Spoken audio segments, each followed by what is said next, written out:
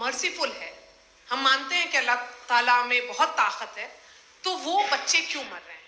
दूसरी बात ये कि अगर कंटिजेंसी की जो आप बात करते हैं, पूरे मुस्लिम ममालिक मिल करके भी उन गजा के बच्चों को क्यों नहीं बचा पा रहे हैं? क्योंकि अगर वो चाहते, क्योंकि अल्लाह ताला उन पर हुकूमत करते हैं, सब पर हुकूमत करते हैं, तो वो उनको क्यों नहीं बचा? जी, थैंक यू वेरी मच। बहुत अच्छा किया आपने इस चीज को जिक्र कर दिया। मैं इसको और अच्छे से एक्सप्लेन करने की कोशिश करता हूँ। देखें, जहां तक आपने कहा कि गजा के बच्चों को मारा जा रहा है, देखें दो वर्ल्ड व्यू है, एक एथीस्टिक वर्ल्ड व्यू, एक थीस्टिक वर्ल्ड व्यू है। बच्चे मर रहे हैं दोनों वर्ल्ड व्यू में, लेकिन हमारा वर्ल्ड व्यू कह रहा है कि रिकॉम्पेंस है, ये कह रहे हैं कि उनका मरना बेकार जाने वाला है, कोई उसका रिकॉम्पेंस नहीं है, चूंकि इनके यहाँ आखिरत और अल्लाह का कोई तसव्वुर या गॉड का कोई तसव्वुर नहीं है। आपने ये सवाल किया कि गॉड मर्सीफुल है, क्यों नहीं रोकता? ये मैंने बताया कि ये मिसकंसेप्शन है लोगों के दरमियान कि गॉड को सिर्फ मर्सीफुल और ओमनीपोटेंट समझते हैं। गॉड के सिर्फ यही दो एट्रीब्यूट्स नहीं है, गॉड के कई सारे एट्रीब्यूट्स हैं, उनमें से अल हकीम भी है, उनमें से ऑल वाइज भी है, ऑल नोइंग भी है। लिहाजा अगर इस दुनिया में किसी को तकलीफ आ रही है और गॉड उसको नहीं रोक रहा है, वो इसलिए नहीं रोक रहा है चूंकि इंसानों को फ्री विल दिया गया है। ठीक इसी तरीके से अगर एक डॉक्टर किसी छोटे बच्चे को इंजेक्शन लगा रहा है, उसे तकलीफ पहुंच रही है, उसके लिमिटेड पर्सपेक्टिव के एतबार से ये गलत हो रहा है और डॉक्टर बुरा है। लेकिन जब आप ब्रॉडर पिक्चर को देखेंगी, आपके और हमारे पास सिर्फ एक पिक्सल है, हमें इतना नजर आ रहा है कि गजा में कत्ल हो रहा है, लेकिन इसके पीछे कितना रिकॉम्पेंस उनको मिलने वाला है, पूरा पिक्चर गॉड के पास है। तो एक पिक्सल से आप पूरे पिक्चर को कभी भी जज नहीं कर सकती। आप इसमें कुछ जोड़ना चाहेंगे? आपको कुछ बोलना है इसमें? भैया आपने बहुत अच्छा जस्टिफिकेशन दिया। या आप वो जो वहाँ के प्राइम मिनिस्टर इजराइल के, उन्हें भेजिए, वो बहुत खुश होंगे। आप जस्टिफिकेशन दे देना कि अगर गॉड नहीं है तो बच्चे क्यों मर रहे हैं, आप बताएं। वो ये सवाल पूछ रहे हैं कि अगर आप ईश्वर का अस्तित्व नहीं मानते हैं तो उन बच्चों की मौत को आप कैसे इंटरप्रेट करते हैं? भाई ये दुनिया जो है, जो ताकतवर लोग होते हैं वो एक नाइंसाफी करते हैं। तो ये अच्छा काम है आपके नजदीक, तो नेचर नाइंसाफी पे मबनी है। अरे मेरे भाई, आप नेचर की कहाँ बात कर, मैं तो इंसान की बात जी, तो फिर जब मैं इंसान की बात कर रहा था, आप नेचर की बात करने लग गए। क्रॉस एग्जामिनेशन नहीं। हाँ, अब आप मुझे बोलने नहीं देंगे तो अलग बात है, आप बोलिए, मैं मुझे कोई जी नहीं, ये क्रॉस एग्जामिनेशन तो लेने दीजिए। जी बोलिए, क्या बात ये है कि ह्यूमन सोसाइटी तभी साथ में रह सकती है जब वो मोहब्बत से, एकता से, एक दूसरे के एहतराम करके रहे। इसके अलावा पॉसिबल नहीं है, अकेले तो इंसान रह ही नहीं सकता। वहाँ पर कुछ लोग हैं जो फाउल करते हैं, वो फाउल हमेशा से तारीख में होता आया है। आज ये हो रहा है, जो हो रहा है बहुत बुरा हो रहा है, बहुत जालिमाना है, बहुत जाबराना है। उसको आप कहें कि ये बच्चों को कॉम्पनसेशन मिल जाएगा या इसकी इंजेक्शन है, इंजेक्शन तो हेल्थ के लिए दिया जाता है। आप ये कह रहे हैं कि ये बच्चों की जो धज्जियां उड़ रही हैं ये इंजेक्शन है, ये टेस्ट है, ये टेस्ट है और उस टेस्ट में उनको ऐसा रिकॉम्पेंस मिलेगा जो आपके तस्वुर के बाहर है। ये आप 3 बरस के बच्चे को बारूद से उड़ा के टेस्ट ले रहे हैं? वाह, वो नहीं ले रहा है, खुदा नहीं उड़ा रहा है, इजराइल उड़ा रहा है। जी, ये तो उसको अगला सवाल लेते हैं। अगला सवाल लेते हैं प्रोफेसर पुरुषोत्तम अग्रवाल। मुफ्ती साहब, एक निवेदन आपसे है कि कम से कम थोड़ा सा माइक क्लोज, एक रिलीजियस और फिलॉसफिकल कर मैम प्लीज। एक रिलीजियस और फिलोसॉफिकल ट्रेडिशन है जो ब्रह्मांड को यानी यूनिवर्स को ही अंतिम मानती है।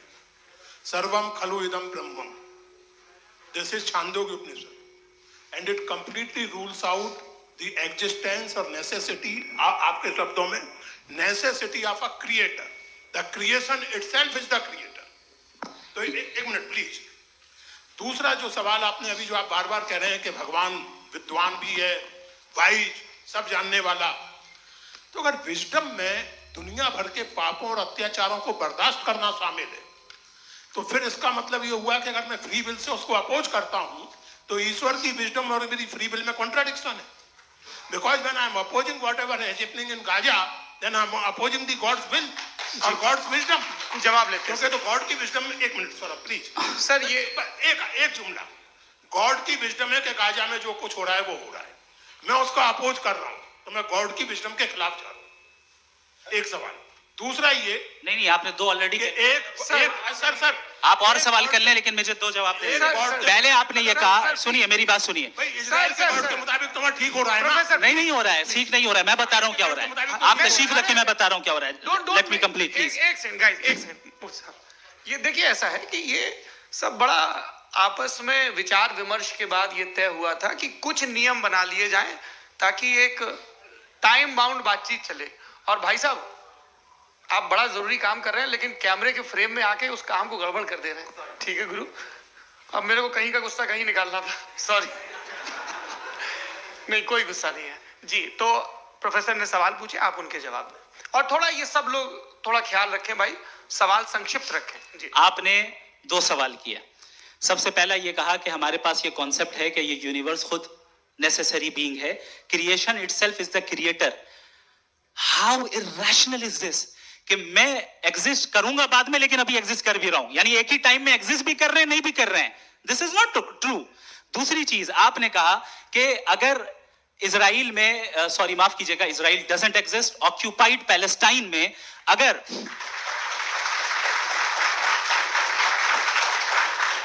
ऑक्यूपाइड पैलेस्टाइन में बच्चों को मारा जा रहा है फ्री विल की वजह से और गॉड नहीं रोक रहा, ये कॉन्ट्रडिक्शन है। ये बताइए कि एक एग्जाम में एक बच्चा गलत आंसर लिख रहा है, सुनिए, एग्जामिनर चाहे तो रोक सकता है, क्यों नहीं रोक रहा है?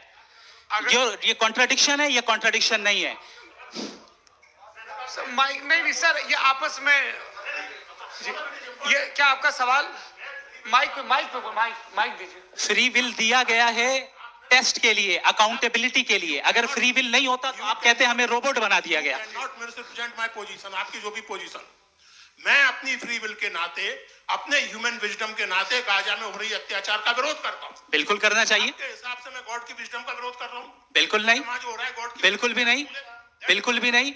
उसका वहां पर गाजा में कत्ल होना ये इंसानों के गलत इस्तेमाल का नतीजा है, फ्री विल के इस्तेमाल का नतीजा है। गॉड इसका हुक्म नहीं देता, उससे रोकता है। यही तो मसला है ना, आपके लिए कॉन्सेप्ट क्लियर है? नहीं भाई, आपने तो बताया था इंजेक्शन लगाने से बच्चे को तकलीफ होती है, ये इंजेक्शन लगा। सर आप ऐसे रेटोरिक स्टेटमेंट दें तब तो कोई मसला नहीं समझते रहेंगे। This is a rhetoric statement, this is not a logical argument sir. I am sorry.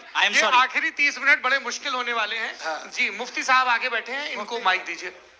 हाँ, तरुण माइक आप अपने पास रखिए, आपको कैमरे का फ्रेम पता है जी। सबसे पहले दोनों को मुबारकबाद। एक सर अपना आप नाम बता दें। आप अमेरिका में शिकागो में रहते हैं, इतना मुझे याद है। बताया आपको, यासिर नदीम अलवाजदी मेरा नाम है। जावेद सर, आपसे क्वेश्चन है इन्फिनिट रिग्रेस के ताल्लुक से। एक हाइपोथेटिकल सिनेरियो है, मसलन अगर आप सर माइक थोड़ा सा प्लीज क्लोज रखिए। ओके जी। अगर आप शायर इसलिए हैं कि आपके कोई उस्ताद शायर थे, और वो इसलिए शायर थे कि उनके कोई उस्ताद शायर थे, और इसी तरीके से हम माजी में पीछे चलते चलते चले जाएं और कहीं ना रुके, तो माफ कीजिएगा आप कभी शायर नहीं हो सकते। लेकिन आप शायर हैं, आपका शायर एग्जिस्ट करता है, इसका मतलब ये है कि आप कहीं ना कहीं रुके हैं। तो मेरा सवाल ये है कि क्या आप इन्फिनिट रिग्रेस ऑफ कॉजेस को लॉजिकल फैलेसी मानते हैं या नहीं मानते? हाँ या ना? मैं इन्हें लॉजिकल फैलेसी नहीं मानता हूं, लेकिन मैं